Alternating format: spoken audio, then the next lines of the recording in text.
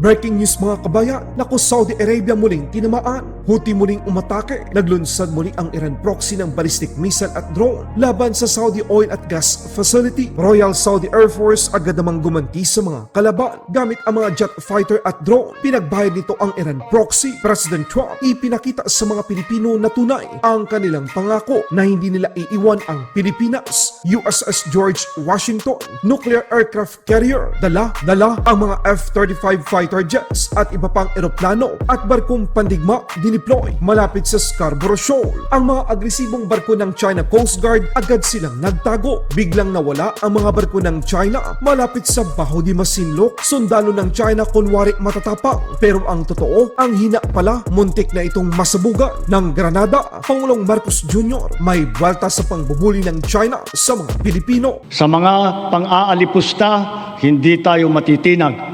Sa manlulupig, hindi tayo pasisiil.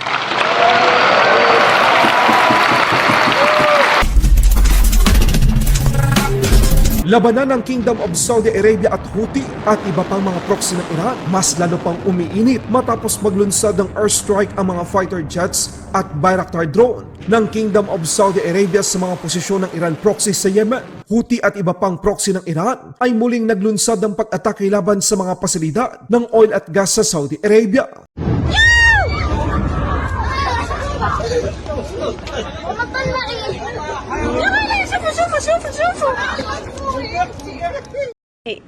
اركساس وقعوا من جده خاصدولكم ازعجونا في الكومنتات وزارة الداخلية وزارة الدفاع أنا أتمنى وزارة الدفاع وزارة الداخلية يشوفون بس المواقع المشبوهة اللي عندنا لما الإنسان يموت بس ولا الواحد يتضرر قلتوا أوه وزارة الداخلية وزارة مدري وش.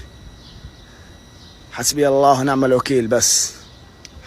Ayon sa tagapagsalita ng Houthi, ito ang kanilang ganti matapos pumasok ang drone ng Saudi sa kanilang airspace. Ang nakapagtataka, bakit Kingdom of Saudi Arabia ngayon ang pinagtutulungan ng Iran proxy? Ito ba ay dahil sa nalalapit na kasunduan ng Amerika at Kingdom of Saudi Arabia sa usaping nuklear at pakikipagsundo sa Israel? Bakit natatakot ang Iran na magkaroon ng pagkakaisa ang mga bansa sa gitnang silangan? Kingdom of Saudi Arabia nakahanda naman na gawin ang nararapat. Ipinakita nito na ang kanilang mga fighter jets ay nakahanda na magsagawa ng counter-offensive laban sa mga kalaban. Militar ng China kunwaring matatapang pero ang hina naman pala, pagtapon lang ng granada, hindi pa nagawa, ayon, muntik ng masabugan.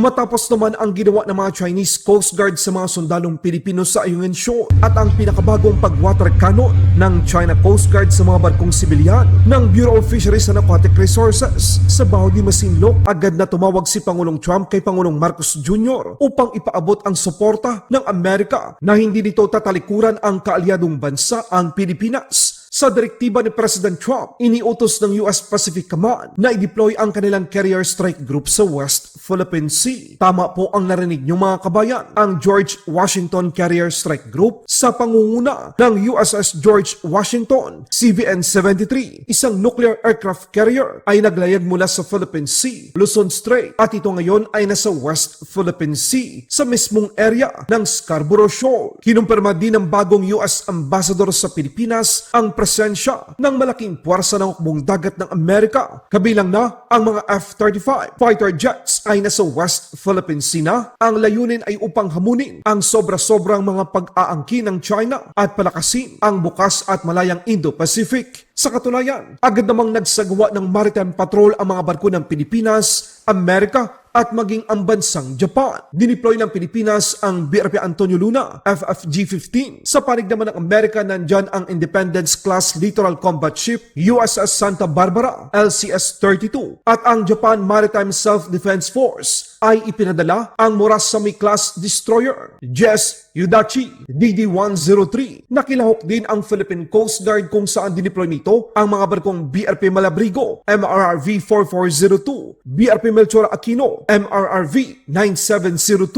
Nagliparan din ang mga eroplano ng Philippine Air Force tulad ng FA-50 at A-29 Super Tucano matapos ikumpara ng China na unggoy ang mga Pilipino at sa nangyaring insidente sa Ayungin Shoal, nanindigan at bumwelta ang Pangulo ng Republika ng Pilipinas laban sa China.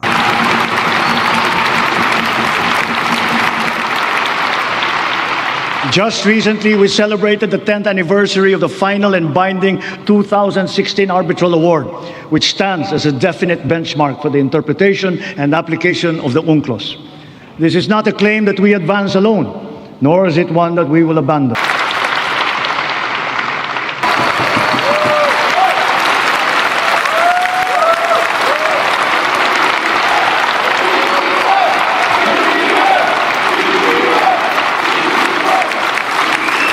Laban Pinas.